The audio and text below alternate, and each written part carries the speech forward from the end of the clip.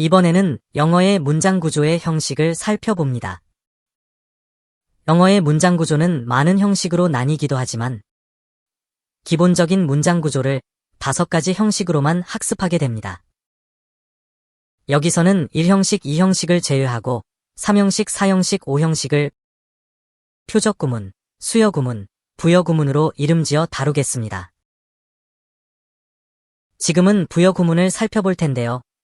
부여 구문이라는 역할명은 대상의 어찌됨이나 어떠함을 부가해주는 표현으로 보고 붙이는 새 이름입니다.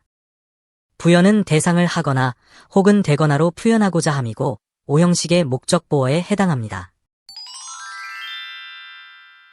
순서상의 분류인 제5형식 부여 구문은 문장 구성을 위한 어휘 나열 형태에서 볼 때 동사 뒤에 대상에게 그 대상의 어떠함이나 어찌됨 그대로를 부가해주는 표현 구조로 이때 쓰이는 동사를 불완전 타동사라고 규정 지우지만 이 동사가 목적 보어에 의미를 부여해 목적어를 달라지게 하는 동작을 한다고 보고 이 동사의 역할명을 부여동사로 다루겠습니다. 영어의 문장 형식 중에서 주어 플러스 동사 플러스 목적어 플러스 목적보어 순서로 나열되는 형태는 5형식으로 규정되는데 형식에 따른 구분에서 모든 구문의 공통 요소는 주어 플러스 동사입니다. 문법 규정에 따르면 5형식에서 동사 다음에 나열되는 어휘는 목적어 플러스 목적보어인데요. 앞에 목적어만으로는 주어 행위의 표현 의도를 온전히 드러내지 못합니다. 뒤에 목적어를 구체화해주는 보충어가 있을 때 표현이 완성되는데 이 같은 5형식의 목적보어는 여러 가지 형태로 나타남을 볼 수 있습니다. 예문 1에서는 명사가 보어로 선택된 표현이지만 예문 2의 경우는 동명사가 보어로 서술된 구조이고 예문 3의 경우는 형용사가 보어로 서술되었습니다. 그런데 예문 4에서는 하나의 문장이 보문화되어 있습니다. 그리고 예문 5는 대트가 보문 앞에 발화된 구조입니다. 이런 유형의 5형식 구문들을 하나의 심층 구조에서 이해할 수 있어야 합니다.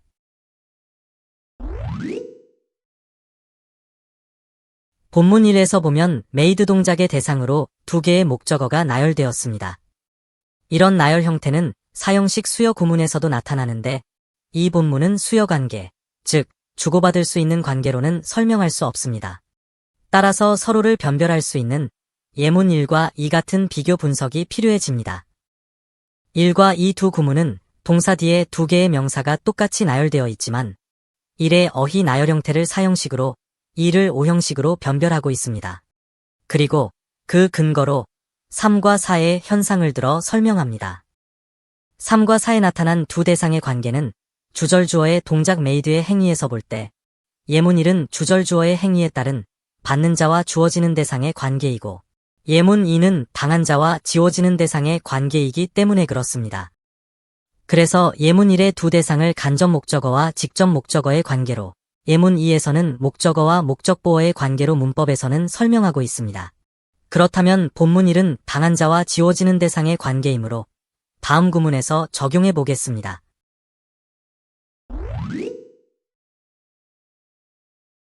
본문 이 표현에 나열된 어휘들의 관계에서 볼 때 주어의 행위에 따라 힘은 동작을 당하는 피동자이고 캡틴은 그 주어 행위에 의해 지워지는 자격입니다.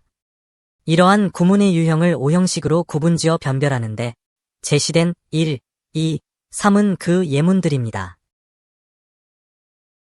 새 예문에서 동사 바로 다음에 쓰인 힘은 주어의 동작에 의해 뭔가를 받는 수동체가 아니라 동작을 당하는 피동체로 나타나고 있는데 이러한 두 대상의 관계 형성은 대상 어휘의 나열 순서에 따라 결정되지는 않습니다. 어휘 나열의 전후 위치가 대상의 격을 결정할 경우 두 대상을 뒤바꾸어 본 5에서는 4에서의 위치에 따른 관계 형성에 비춰볼 때 아니스트맨이 힘의 자격을 부여받는 꼴이 되어서 비문이 되고 맙니다. 그렇다면 어휘의 나열 순서에 따라 관계가 결정되는 것이 아니므로 펼침 예문 6과 같은 심층적 구문 분석 구조에 적용해 보겠습니다.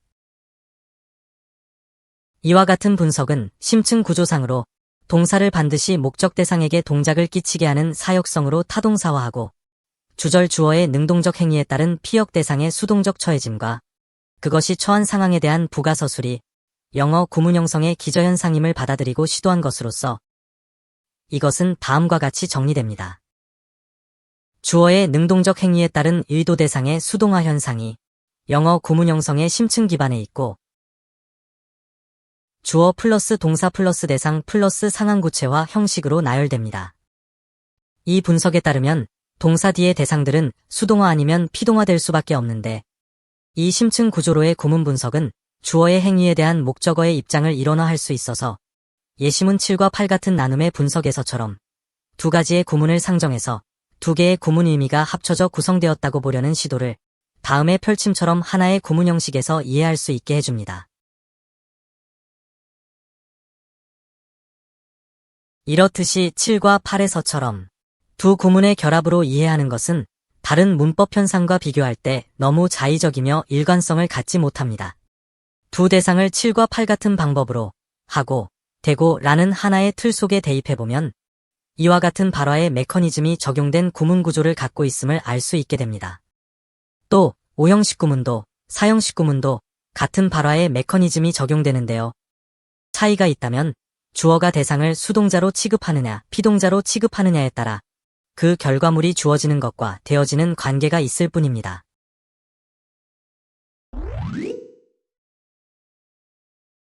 본문 3 같은 표현 구조는 전형적인 목적어 플러스 목적보어 관계의 5형식 구문인데 심층적 구문 구조 분석에 따르면 대상과 그 대상의 구체화 관계에 있게 됩니다. 앞의 분석에서 보았듯이 목적보어는 명사일지라도 앞에 목적어에 부여되는 상태물일 수밖에 없는 것은 주어의 동작에 의해 목적어에게 지워지는 대상으로 변화되기 때문입니다.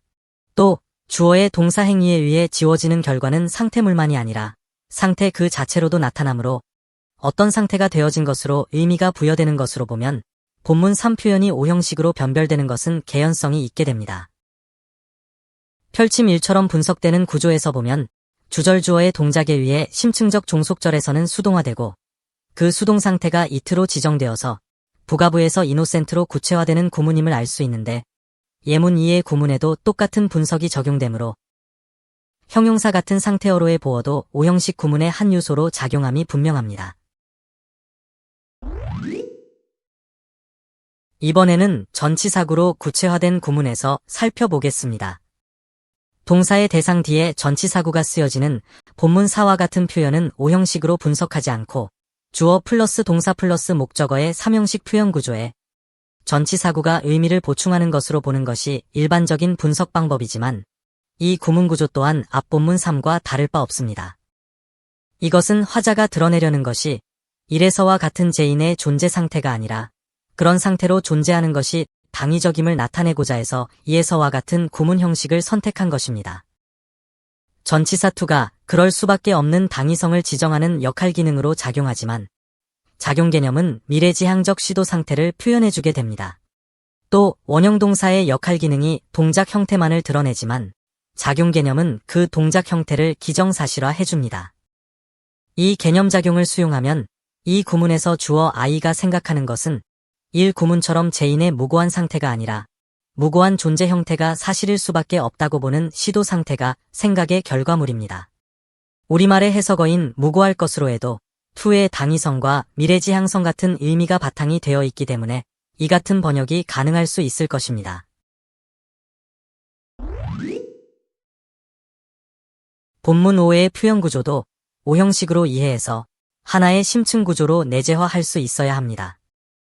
이 구문 구조에서 대트의 통사적 위치에서의 역할 기능과 개념을 확인할 필요가 있는데 그 심층적 역할 기능만을 도입한다면 상황 단정이라고 할 수 있습니다. 본문 5의 구조에서 대트가 쓰인 위치는 동사 바로 뒤의 목적어 자리인데 이것은 부가부의 두 대상이 연속해서 주어지는 4형식 5형식과 동일한 구조로 볼 수 있습니다. 통사적으로 대트는 그 위치에서 뒤에 오는 부가부의 내용이 어떠한 성격이 것인지를 선언하는 역할이 있으므로 보문소라고 하는 이 요소들을 비교해 보겠습니다. 제시된 표현에서 주절동사에 이어진 각각의 어휘들은 통사적으로 같은 위치에 있고 그 위치에서 각각의 어휘가 가지고 있는 의미자질로 뒤에 이어지는 구절에 대한 말의 성격을 선언해주는 기능을 하고 있습니다. 그런데 1, 2, 3에서의 선언어들은 모두가 싱크의 대상들입니다. 화자가 생각하는 직접 대상이 되기에 충분한 내용을 담고 있어서이겠지만 이 선언어들을 목적어로 보고 이어지는 구절을 목적어가 어떠하다는 것으로 상황을 설정해서 목적어를 구체화해주는 부가부의 요소라고 보면 본문 5와 같은 대트 구문도 목적어 플러스 목적보어 관계를 만족시키는 구조가 됩니다. 이것에 따라 1 표현을 심층적으로 풀어보면 이렇습니다. 대트는 상황 단정을 하는 기능어입니다. 대트에 의해 이끌리는 구절의 내용이 분명한 사실임을 단정적으로 선언하면서 아트의 실체 추정에 상반되는 역할을 하고 있습니다.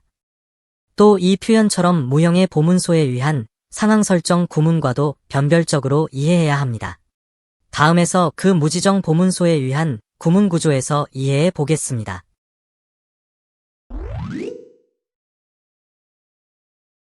본문 6은 싱크 뒤에 쓰인 제인 이즈 이노센트 모두가 부가부의 구체화 자료입니다. 화자가 하나의 구문을 시작할 때는 그 구문의 성격을 먼저 선언하고서 그 선언을 구체화하는 요소를 부가해 표현을 완성하는 것을 볼 때 이 구문 역시 그에 해당하는 선언어가 있어야 하는데 표층에는 나타나 있지 않습니다. 이것을 이해하려면 무형의 보문소가 동사와 목적부 사이에 존재하고 있음을 받아들여야 합니다. 3표현은 제인이 싱크의 직접 대상이고 그 대상이 to be innocent 상태이어야 한다는 당위성을 부가시켰다면 1표현은 데트가 싱크의 직접 대상이고 제인은 부가절의 요소인 종속절의 주어로 나와 있습니다.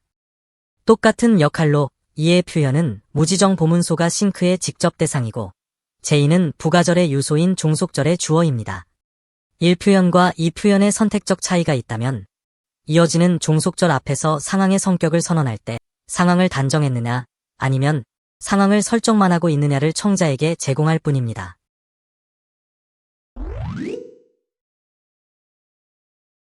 본문 7의 표현은 과거분사가 부가부에 쓰인 경우로 과거분사는 동사 동작이 형용화되는 일종의 변이어라고 할 수 있습니다. 클린이라는 동작과 그것의 과거형 클린드는 시제, 즉 시간적 제시가 주어져 있지만 본문 7에서의 과거분사는 동작의 결과로 빚어진 상태화 표현 어구로 동사의 형용화입니다. 이 동작의 상태화어휘도 예문 1의 분석에서 보듯이 히스룸의 보어인 구체화 자료로 클린드가 쓰였음을 볼 수 있습니다.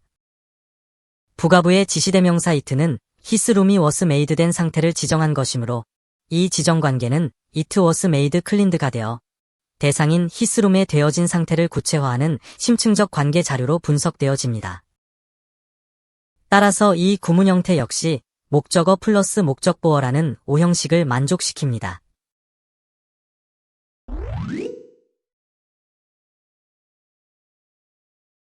본문 8은 동사 플러스 ing의 기능어, 즉 현재 분사 혹은 동명사로 부가된 구문 형태의 형식입니다.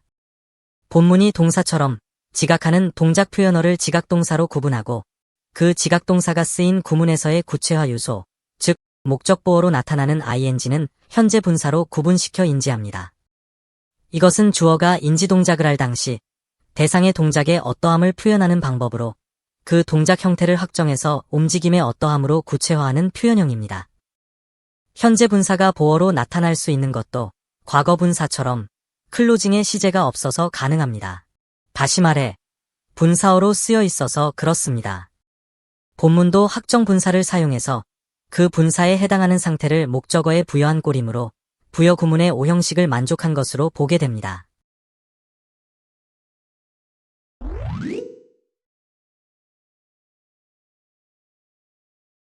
본문 9 표현은 원형 동사가 쓰인 경우입니다.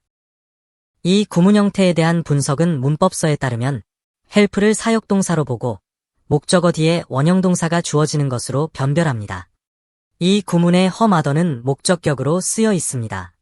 따라서 what이라는 원형 동사는 her mother를 주격주어로 하는 지금 동작을 말하는 것일 수 없습니다.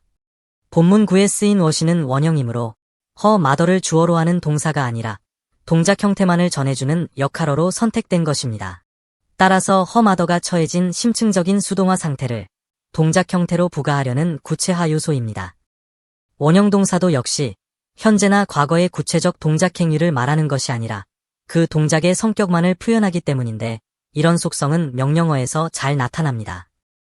이런 원형 동사의 쓰임도 결국 시제가 동사에 주어지지 않았기 때문에 가능한 셈인데 다른 목적보어가 그렇듯 원형 동사 역시 대상을 동작 형태로 꾸며주는 원형 분사로 목적보어에 작용하는 것이므로 이 구문 형태도 부여 구문의 오형식을 만족한 것으로 보게 합니다. 지금까지 오형식으로 분석해본 구문에서의 공통된 현상은 이렇게 정리됩니다. 첫째, 오형식으로의 변별은 대상과 그 대상의 변화를 근거로 합니다. 둘째, 오형식은 대상에게 변화 상태를 부여하는 꼴입니다. 셋째, 오형식으로의 표현 선택은 부여 대상에 되어 있음을 전제로 합니다. 이제는 도출한 오형식 구조의 역할 기능과 작용 개념으로 부여 구문의 사용이 자유로워지시기 바랍니다. 구독을 눌러두시고 또 다른 어휘 분석도 놓치지 마세요. 이러한 문법 분석이 낯설거나 어려우시면 반복해보세요. 영어가 새롭게 다가올 것입니다. 자세히 보시려면 출판되어 있는 전자책과 종이책을 활용하세요. 물론 홈페이지에서는 무료로 보실 수 있습니다.